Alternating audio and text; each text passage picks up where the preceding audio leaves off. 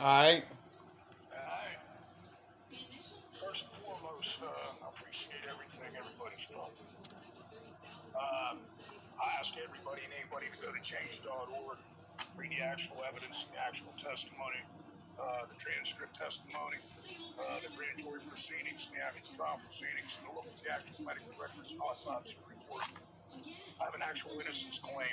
I'm actually innocent of the murder I was convicted of, serving a life sentence, a living death sentence in the state of West Virginia, meaning I am to die in prison. I've been fighting my case for the past 8 years. I can't get a lawyer to assist me in challenging my conviction. What happened basically is I was lured into a house and I was robbed. I was beaten, attacked, took about $500 of money off of me, got my phone and other things. Back police records are substantiated by court documents. They said during the grand jury proceedings that Edward Jesse Dreyfuse obtained a blind aluminum baseball bat, spoke Mr. Clay about the face and head, caused multiple injuries, broken leg, broken arm, 4 broken ribs, 3 broken fingers, facial fractures, and major skull fracture, causing him to slip into a coma and remain in such state until he died of those injuries.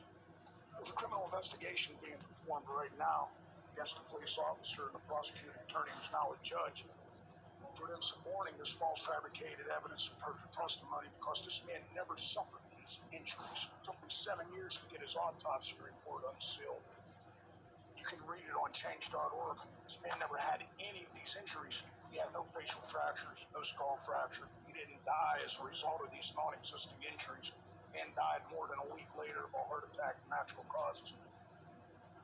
The entire autopsy report is available for anybody to review. As I said, it took me more than 7 years in federal court to get this unsealed on my own because I can't get a lawyer.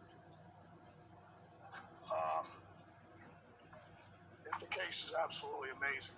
Not only do you do this in the grand jury proceedings, they actually use people, contract witnesses, informants, in my trial. They come in and said that they cleaned up this man's skull fragments and brain matter. He never had a head injury. The evidence says that, but they kept it sealed for 7 years. He never had a head injury. They had witnesses come in there and say that they cleaned up this man's brains and skull fragments and had the drawers and tears. And I have no animosity towards any of those jurors. I would have filed me guilty. If I would have heard that, nobody would have challenged it, and nobody did. Currently, there's an investigation being performed by a special prosecuting attorney named Mark Cersei. A criminal investigation is into Christopher Childs, who's now a Capel County Circuit Judge, and Officer Ryan Bentley at the Huntington Police Department. That are knowingly and intentionally presenting this false fabricated evidence of perjured testimony to cause my wrongful conviction. And it's just absolutely astonishing what has occurred.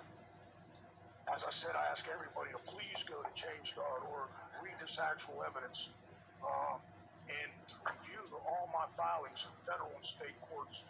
I've been in the West Virginia Supreme Court of Appeals because they denied me an application to present complaints to the grand jury against this judge and this police officer. The West Virginia Supreme Court of Appeals said I have every constitutional right to present these complaints. As I said, it took 7 years for me to fight to get this man's autopsy report unsealed that clearly shows he never had any of these injuries. I'm sitting in prison for a crime I didn't commit. I have an actual innocence claim. People say, look, why don't you go to the Innocence Project? Why don't you go to the Centers for Wrongful Conviction? Or why don't you go to Equal Justice Initiative? I've approached everybody and anybody I possibly could about getting some kind of assistance. My problem is I don't have money. Every one of those organizations, which are great organizations, they have a multi-year-long, many years waiting list. They can't help everybody that approaches me. About 30 letters, at least, that all say the same thing. We appreciate your inquiring, ask for our services, but we're just overwhelmed, and we can't look at your case. I'm sitting in prison dying because I can't afford an attorney. I can't get one appointed. 8 years of litigation I've had to do on my own in federal and state court. And it's just absolutely amazing. People recognize that I have an actual innocence claim, but I can't get nobody to do anything.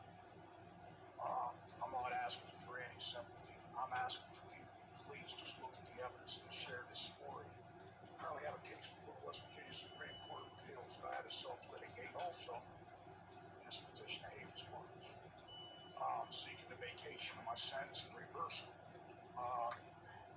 And I've been sitting here waiting for well over a year for a signature on that. I'm also back in front of the Campbell County Circuit Court. The same court that did what they did, wrongfully convicted. I'm just asking you to please go read the actual evidence. Go to change.org, sign the petition if you can.